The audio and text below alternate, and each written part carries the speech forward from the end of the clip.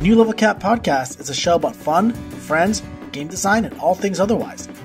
Your hosts are Marco DeSantos and Brad Telton of Level 99 Games. I'm Chris Solis, your producer, and without further ado, please enjoy the show.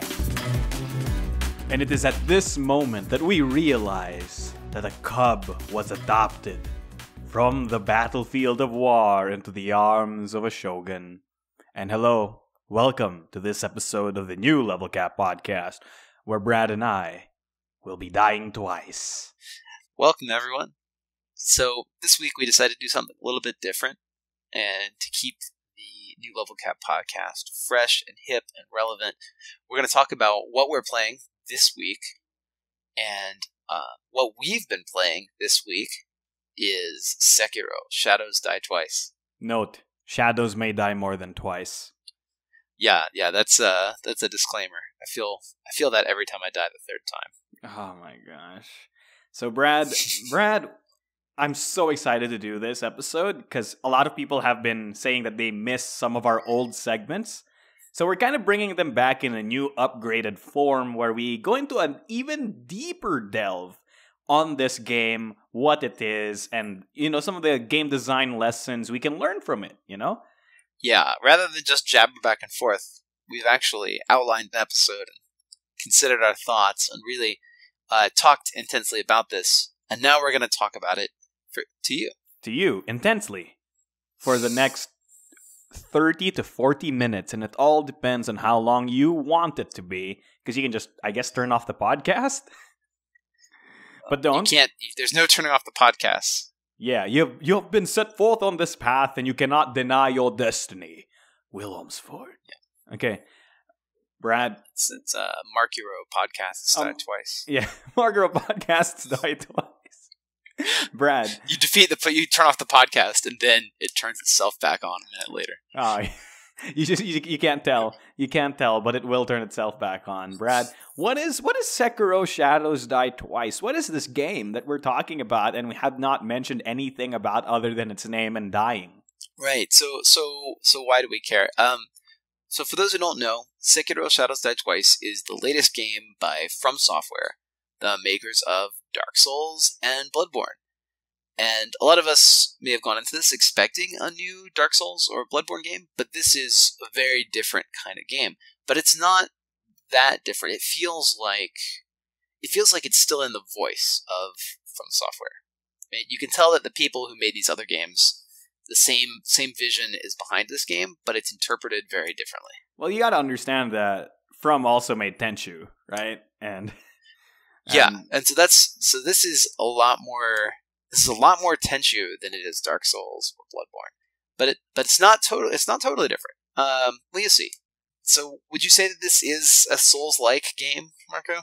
Well, people will say it is, right? A lot of people will say anything is a Souls-like if it is a character action game that is hard and has methodical combat. And this is a very hard game with very methodical combat. Yeah, I mean, is that what makes a game a Souls game? It's just have a combat system that's semi-in-depth, and if it's hard, it's a Souls game? Is that the characteristic of a Souls game? And maybe not. Look, here's the thing. There are certain things that are very similar to Dark Souls, You can die real fast if you make mistakes. Enemies... Yeah, any enemy is lethal if you let them get 2 or 3 shots on you. Yeah. You just die. For sure. There's some big differences. Defense is a different offense. You don't have the option. So in this game, you play as a certain character, Wolf, and he has a sword and he has a couple ninja tools, and that's it. You don't decide to go back and be a caster if this boss is too hard. You don't decide to change your shield or your gear. You can pick up a few different ninja tools, which are useful to you for penetrating different kinds of enemy defenses or protecting yourself from different kinds of enemy offenses. But there's not really the option to change your playstyle. This game tells you how you are going to play, and you just have to get good at that particular style of play, which is samurai swordplay. Samurai swordplay. Yeah, and one thing I want to be very clear is let's talk about the two main mechanics, I guess, behind this game. Number one is the combat. So what makes it significantly different from a lot of other games you've played is that your goal is to not actually reduce your enemy's health bar, because that's not how you kill people. Yeah, enemies have lives, basically, and in order, every time you can get what we might call a visceral attack or a backstab, you can get rid of one of their lives. But getting a visceral or a backstab is not just a simple matter of waiting for an attack to come in and then hitting a parry button at the exact timing like you did in Dark Souls. Instead, they've decided to turn this entire defense set of actions into the effective health system. So how this works is that there's a stat called posture, or you could call it poise or whatever. There's a stat called posture, and every action that your opponent takes against you that you fail to defend against results in you losing some posture. And when you lose all your posture, you become vulnerable to a visceral attack. So in a lot of cases against the weaker kinds of enemies, or the jobbers as I like to call them, you parry them once, they lose all their posture, and then you can visceral attack them, much like Dark Souls. But when it comes to bosses, this is the big thing that's really cool. When it comes to mini bosses and bosses, they all still have posture. But their posture bars are massive compared to the regular jobbers. So when they come in with a sword slash and you parry it, you don't get a visceral attack, and they keep attacking you. Yeah, I think that's an important thing. A parry does not stop the attack sequence. You have to perform multiple parries in order to get through an enemy's attack sequence. Yeah, and the only time you get the visceral attack is when you fully deplete their entire posture. Note that all of your defensive actions contribute towards reducing their posture. When you parry their attack, they lose posture. When you dodge their attack, you can hit them, and that makes them lose posture. Or when if they block you, if they block your sword swings, they lose posture. But if they parry you, you'll lose posture. Exactly. And these enemies can parry. Like, it's just so cool how everyone essentially has one hit point, and the main difference is that how hard it is for you to penetrate their defenses to get to that hit point. Bosses have the advantage of having more than one hit point, and their defenses are insane, you know? But I think that's a really interesting point, that you can approach combat a little differently in this game, because when you attack someone from stealth, they lose. You can insta-kill them, right? And so for bosses that have 2 hit points, this basically means if you can initiate with stealth, you can win half the fight before it starts. You can take off their first hit point by initiating the combat from stealth. So it does really encourage you to play, like a shinobi. Yeah, and that's one of the main selling points of the game, and I think is the other main mechanic, in my opinion, and it's the free roaming, quote unquote, creative kill system that is in the game. If you've played Arkham games, or if you've played Spider-Man for the PS4, this is that. You know, you go around, you distract enemies, you lure them into spots, and then you stealth kill them, or you shove them off a cliff or something, right? You can basically eschew the entire samurai sword fights and just play dirty and kill people like a shinobi ninja, and that's so cool. It turns out pretty cool. Yeah, they do a great job with it. And you'll find with a lot of enemies, you really have to use assassination. Like when you get to the ogres, who these big guys, and they have a ton of hit points. At the early part of the game, you really can't fight them one-on-one unless you're really on point with your parries. But even if you are really on point with your parries, it'll take you 2 minutes to beat one of these guys. Yeah. But if you stealth them, they instant kill, just like everything else. So the game does make it clear that sometimes, stealth is really the right choice for an encounter.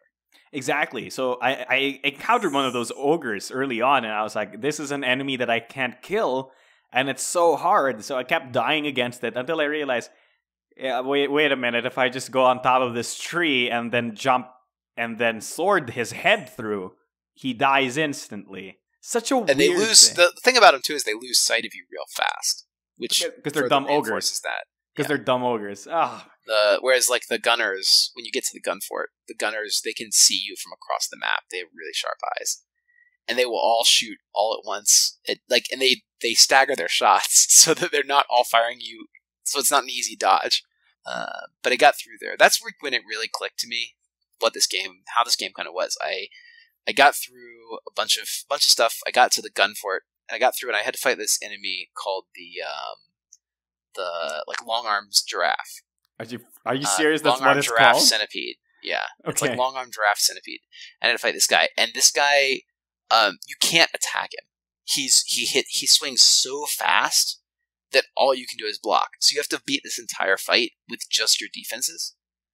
And I think that's when the game really clicked for me that like this defense is just a different way to be an offense, and I can treat the game like a rhythm game where I also have to mix in a few moves of my own to reduce the enemy's posture and health. Yeah. And when I started to look at it that way, it really clicked for me how So- these mini bosses are taken on. So in Dark Souls, and I think a lot of the From Software games have been all about this rhythm-based combat, and it's very interesting if you really think about it that way. Dark Souls has a very different rhythm, though, from Sekiro. Sekiro's rhythm is very fast. It's a little bit more like Bloodborne in that sense. And you're right, like the defenses are just extra ways to attack people. I think one thing you have to realize when you play Sekiro is that like the best counter attack, quote unquote, to a thing that you see coming is not always deflect into visceral parry. You know what I mean? Sometimes the best counter is to just jump and then jump on their head, right? Well, sometimes you have to. And I think that this game has done a really good job of making it clear when unblockable attacks come your way. Yeah, there's a certain language to the combat, right? Yeah, absolutely. It's a great way to put it. There's this language to combat, and you have to learn how to speak it. It's not optional. You can't decide to play a mage and get out of it. You really have to play the game exactly like you have to beat the game on its own terms. Yeah. You can't button mash because your parry window shrinks each time you tap the parry button. Oh, I didn't even know that. What? Yeah. And in fact, if you tap it too much, like Wolf will just put his hand up, like what, and you'll get killed. Unlike a lot of the Dark Souls games, wherein you basically just sword and boarded through everything and then shield parried everything, in Sekiro you can't do that. If you try to shield parry something that's not shield parryable, you'll eat it. And Dark Souls does this with their bosses, right? You can't shield parry a boss that's 20 feet tall, right? But the thing in Sekiro is that every enemy does this. Even the jobbers do attacks that aren't shield parryable. Most enemies do this. You'll eventually get to the bull, and you won't be able to parry their attacks. I mean, but I guess most things do. Yeah. Sorry, everything that's... A lot of the enemies you fight in Sekiro are human beings with swords or other various weapons, right? Or, yeah, they're creatures with weapons, and the weapons can be parried. Yeah, there's one point later in the game where this giant bull attacks you, and there's no deflecting the bull. I mean, I assume you just gave me the image of some dude parrying an entire bull. Wait till you get there. It's a pretty cool fight, but that's the one where I really had to learn about. I had to learn that swordplay is not the answer to everything. Each boss, and especially the mini bosses, are kind of their own games. Yeah. And you really have to approach each boss on their terms. It's like so the guy cool. Where you can only defend against him. There's no attacking him. Or like the guy where, like this one where you can't block. There's some guys where they'll just defend, and you have to find a way to break through because they can block just about everything you do with your sword. So, what do you think about the play of this game? How does this really feel to you? Okay, so it might sound weird to a lot of people, but more so than any other From Software game, at least that I've played, is that this game feels like a fighting game. We were talking about the language of combat, and this is actually a language that I learned, quote unquote, when I played a lot of BattleCon and I played some Yomi. Because I think Yomi embodies it a little bit more obviously, because in Yomi, right, like, attacks beat grabs, grabs beat blocks, and blocks beat attacks, like a la rock, paper, scissors. And in Sekiro, it's basically like that. You know, you jump against sweeps, you deflect against spears, and then you dodge against regular attacks. And if you try to do any of the other things to, like, for example, you try to block or deflect a sweep, it won't work because, number one, they're sweeping your legs and your sword is up here, buddy, right? Or if you try to dodge the spear stab, it's not going to work because it's a stab that tracks. So even if you dodge backwards, the stab still hits you and you eat it, right? And so understanding how your defenses work against your opponent's offenses and knowing when to use them and identifying when to use them, that feels very much like a fighting game to me, you know? Yeah. Speaking of fighting games, the game that it really reminded me of was Absolver, which we talked about on the old Level Cap podcast. Yeah. You're right. It does remind me a little bit of Absolver, and if you've played it, For Honor. Yeah, I haven't played that one yet. But with Absolver, it's very much like there's a flow to combat. You have to know how to block and which blocks to use and which stances your opponent's in, and learn their moves, and then counter those moves with your moves. And it does have a really cool flow to it. And this game reminded me a lot of that flow, except at a faster pace and with a few more mechanics, posture mechanics built in. Yeah, and at the end of the day, that also points a little bit towards Sekiro being a bit more polished, not just in the sense that, it's From Software compared to some indie company, right? But like in the sense that because Sekiro is built with your character in mind, the challenges become a little bit more nuanced, a little bit more tailor fit. But let's talk about that after the break, after we take a little break, because we've been spending the last 20 minutes gushing about how much we love this game so much. But let's get to the point that people care about is, let's analyze it. Let's talk about the design of this game. Let's talk about how good it is. So Brad, please, with your honors, my sire, my lord, take us to the break. All right, we'll be right back.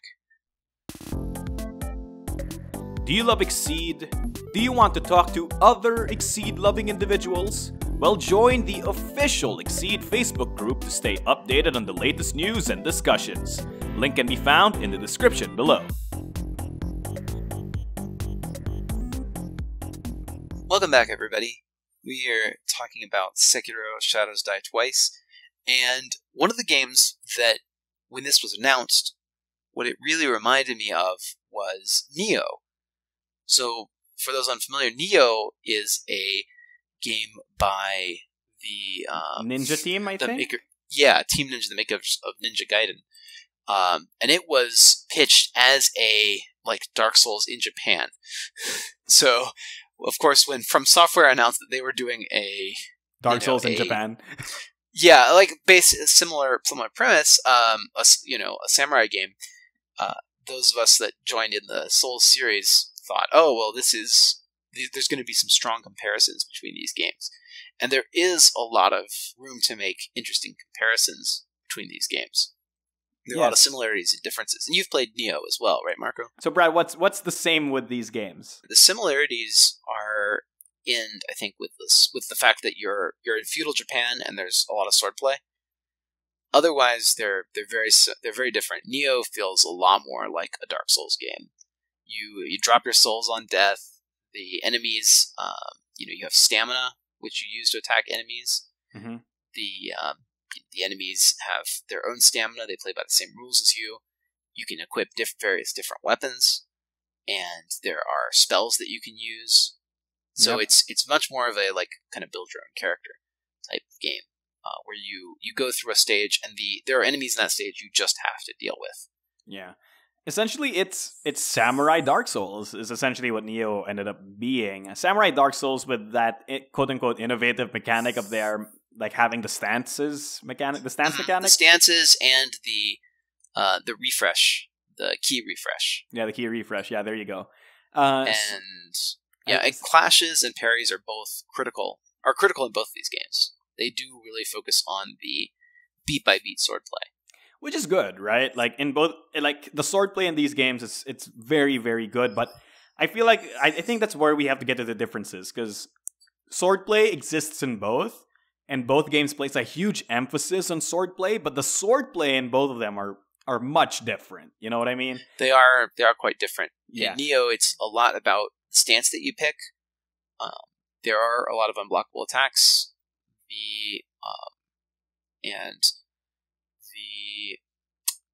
I would say it's more characters use hit points, right? They don't have the posture system that Sekiro has. It's about actually striking your opponent this many times to take them out. Yeah, and what else? There's the huge feature that Nioh doesn't have, and when I think what makes Sekiro transcend its comparisons to the Dark Souls and the Niohs is that Sekiro doesn't force you to fight fair. You know, it doesn't force you to fight fair. In fact, it discourages you from fighting fair. Because in Neo and in Dark Souls, the entire point of those games is that you enter into a combat and it's you and the other guy start dancing around each other and trying to kill each other, right? In Sekiro, sure, that happens, but a lot of the time you can just get by with... Yeah, that's a means to the end of doing an assassination against these characters. And if I can get the assassination without doing that dance, then you take it every time. Yes. It's kind of like a stealth game in that sense, wherein the combat system is the quote-unquote last resort that you do. Yeah. But instead of having a combat system that sucks, you have this combat system from Sekiro, which is so good. It's good. And I think that it really reminds me a lot of Batman. Or Spider-Man on PS4. Yeah, like it reminds me of the Arkham series games. I haven't played Spider-Man yet. Oh, Brad, you have to. I know, if you love it so much. It's on my list. It's on my list. It's just nerd talk for I'll never do it. And you know that.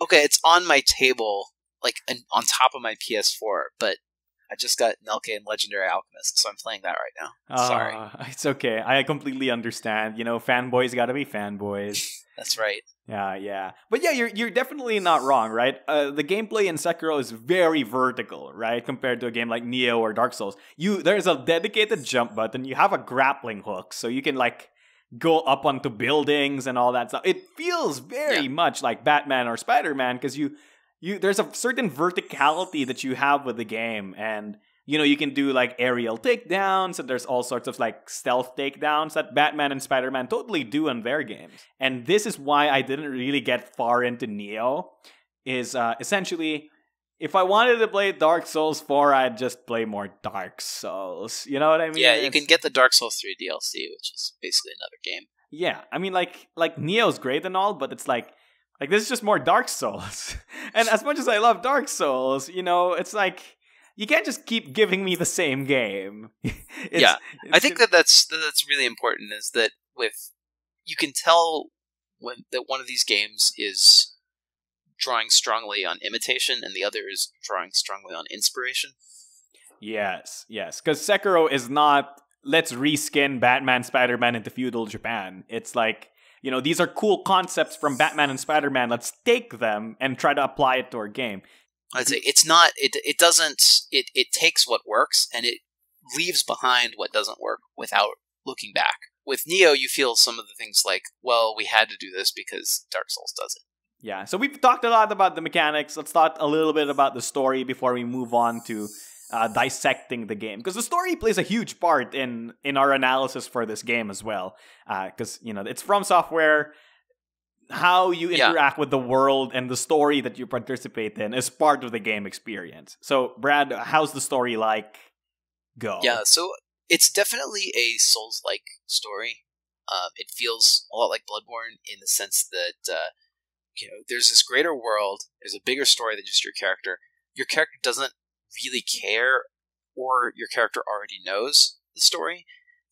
He's got his own job to do, and you know, if you want to learn about the story, you have to examine the world, and you have to examine items, and you have to, you know, look around you and talk to people. The characters are quite talkative, a lot more so than Bloodborne. Probably more like a Dark Souls 2 or 3 in that sense, where the characters have a lot of dialogue. Yeah, but one main difference I want to point out is that characters in Sekiro are as talkative as characters in Dark Souls 2 and 3, but severely less esoteric than characters in Dark Souls 2 and 3. You know what I mean? Yeah, that's true. They're definitely they live in the moment. Yeah, they're talking about what's happening right now. They're talking about what's happening right now. Or they actually make sense, you know, because in Dark Souls, when you get to a character, like it's the world they exist in, right? Like the world is falling into darkness. Like half the characters are insane or are babbling about some sort of darkness or some. Well, you're not that far into Sekiro yet, but you meet a few real strange characters. Once you meet like the Tengu, once you meet the the praying lady, once you meet the memorial mob, these characters, they feel like they're Dark Souls characters. Yeah, but see, you've just proven my point. When you say they feel like they're Dark Souls characters, that implies that nearly everyone in Dark Souls acts like that. But what I'm saying is that there are esoteric characters in this series. Don't write them off just because you haven't met them yet. Once you get a few hours in, you'll start to meet people like that. Okay, yeah, but Dark Souls is a game that's every character is esoteric, right? And it's very refreshing to me in Sekiro to actually have real conversations. And this is one thing that's really cool too, is that because you're playing Wolf, a named character, you can actually have conversations. Yeah, he can answer for himself, but you can always do the shinobi, and not answer. You can always just be a silent protagonist if you want to, in a lot of cases. Oh, right. They give you the choice to not answer anything, right? They often give you the choice. Not always, but they often give you the choice to not answer. Oh, that's when people talk to you. Yeah, that's so cool. Yeah, okay, so notice how we didn't even talk about the actual story of the game. We're talking about how the game presents its story, right? We're not telling you like, oh, he's this dragon, bloodborne, whatever, and there's like the heavenly hair child. Like, that's not what's important. It's a simple story, but it's told subtly. And I think that, too, there's a certain message to it. Like, Wolf can't kill people that aren't aggressive to him. And that's a character trait, right? If you're playing Dark Souls, you really can be a villain and just kill whoever you meet. But he does put his sword away when he gets to a safe area. You can't kill the major NPCs in this game. And I think that gives you an idea of the kind of character that he is. Whereas in a game like Dark Souls, where you make your own character, that's not always clear. Yeah, and I mean, like, I think that's part of the experience, right? Like you play as Wolf, and you can kind of be your version of Wolf, but it still has to be Wolf. You know what I mean? Like you can't just abandon Wolf's mission and then go spend the rest of your days playing mahjong, right? Like, that's... Well, you kind of can. Like, you can get to the main castle, and you can go to, like, the Senpo Temple, or the Gun Fort, or the Abandoned Dungeon. You don't have to actually confront the bosses in order, but the story makes it pretty clear, where you ought to be going. So, unlike Dark Souls, where, like, a boss is too hard and I have to go the other way, I realize, like, oh, this is where my lord's being held, and I have to go save him. If I go do this other stuff, I know that it's not advancing the story. My mission is here. And so you do have that sense of direction that you don't necessarily get in a Souls game. And that's in due part. A lot of it is actually because, Wolf has his own motivations, and it's made very clear in the cutscenes that what he wants to do. Yeah. But that's what I mean, right? Like, you can't just, like, have Wolf suddenly abandon his sacred mission. Sure, he can take a bunch of detours, but he'll get to his mission eventually, right? Like, but in Dark Souls, it's like, save the first kill and whatever, and you're like, nah, I'll just do something else and kill this firekeeper, I guess, right? Like, oh, wait, that's the thing you can do. But let's move forward and talk about what lessons could we as designers learn from playing this game. And I think there's a few really important points that we can point out. All right, let's point them. From we've talked about them. All right, Brad, you go first. Yeah, so the one that I would take away the most is that the essence of a game is not always in the mechanics. Mechanically, Nioh was a lot more like a Souls game than Sekiro is, but Sekiro feels like it's told in the same voice as Bloodborne and Dark Souls. It feels like it's part of that chain, even though the gameplay is very different. Yeah. So the mechanics are not always the essence of the game. It's the identity of the experience you create, and the experience that's created by this game reminds me of those games, and it makes me feel like it's the same authors. It's like, if Neil Gaiman wrote a horror novel, I would still recognize that it's a Neil Gaiman book, even though it's normally fantasy from him. And you feel that sense of voice when you look at this game. You say, oh, it's a different genre, but I can feel that it's from this same team whose work that I love. One thing I want to talk about here is that this is, not to pat ourselves on the back too much, but this is a level 99 game thing too, right? Like, when you open a package for a level 99 games game, you know it's a level 99 games game. Even if you took away the logo, even if you didn't put the level 99 games name on it, people get that feeling based on our presentation, based on the value that we provide, based on the kinds of games that we make, right? Like if it's a game that is slightly anime aesthetic that aims to simulate a video game, like 9 times out of 10 people will feel like it's a level 99 games game, right? Yeah, there's an identity and aesthetic that you carry forward in your products, and when you try to, say, copy the success of a different company, then it tends to fall flat instead of pursuing your own identity and your own success in a new way. Yeah. And so I think that's why the copycat nature of Neo versus the more creative divergence of Sekiro feels more authentic. It's an interesting dichotomy to examine. What do you call this? Like, so you're basically saying that Sekiro feels, quote unquote, more like Dark Souls than Neo does, despite Neo playing more like Dark Souls. You know what I mean? I'm saying that Sekiro makes me feel the same way that playing Dark Souls makes me feel, even though the games are very different. Whereas Neo doesn't make me feel the same way, even though the games are very similar. Like that's not a good way to go about it, right? Like you don't want to enter into the fight, quote and unquote, already at a disadvantage, wherein you will be actively compared to the original version of the game.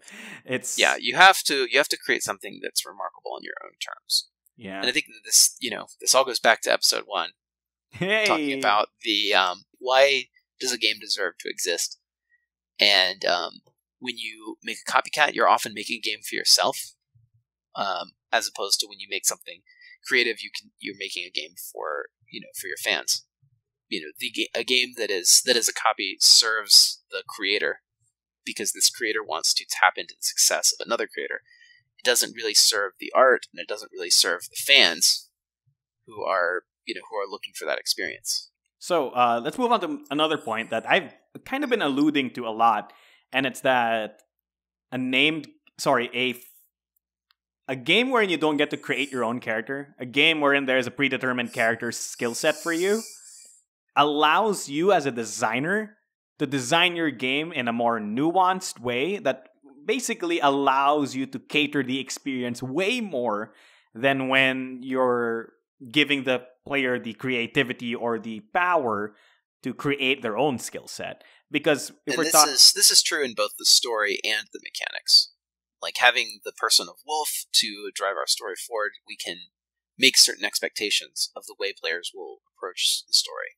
Mm-hmm. And by giving the character a fixed set of skills, we can also build combats around the way that he's going to approach the combats. Oh, that's so good. And I feel like that's one thing that ultimately Dark Souls can't deliver on, right? Because every boss, every challenge, every encounter has to be somewhat beatable by any combination of any number of these things that you can do in Dark Souls, right? Like a mage, like you can't make a boss that's just straight up immune to magic, because if a person decided to play a magic character, then their character would not be able to finish that entire encounter whatsoever. But in Sekiro, you can make a character that's immune to attacking, because they know for a fact that you have other things you can do that will handle the situation. And that's something that blows my mind. Because as a person who loves playing games where I can, create my own character, because I love it. I'm an RPG kind of guy. But, that's just something that RPGs can't deliver on, Yeah. And I think also it takes a bit of guts to look at the player and say, no, this is the correct way to play this game. And Sekiro does that. It's, you will get good at swordplay or you will not progress past this boss. And that'll be the end of the game for you. There's no alternatives, there's no shortcuts, there's no workarounds, there's no builds, there's no RPG elements to outlevel a boss. The only way to get further in the game is to learn their patterns and to master the swordplay and beat them fair and square. Yeah, you were talking about the story earlier. That's also very, very true when it comes to just having an actual character than your own creative character. It allows you to create more nuanced experiences and or cutscenes. Because in Dark Souls, there are no cutscenes. Like, they show a cutscene of a castle. That's it. Like, there's no character interactions. There's no nuance to any of the relationships you have with any of the other characters, because you never talk. Yeah, it's true.